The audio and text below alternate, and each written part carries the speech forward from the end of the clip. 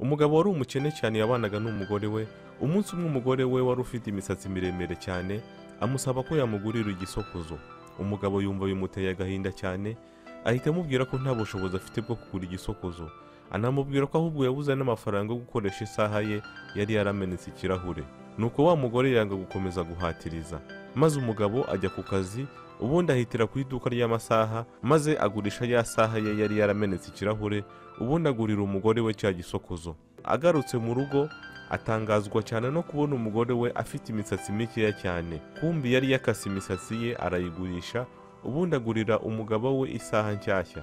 Ubundi bararebana, amarira ashoka mu maso yabo bombi. Atari ukubera ko ibikorwa bari bakoze byapfuye ubusa, ahubwo ari ukubera ibikorwa by'urukundo bari bagaragarizanyije. Isomo: gukunda ni ibisanzwe, ariko gukundwa ni imboneka rimwe.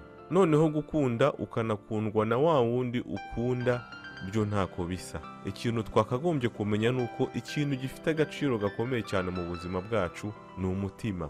Bityo umuntu uzakuragiza umutima we wose, uzagerageze iyo ndagizo uyibungabunge, uyifate neza.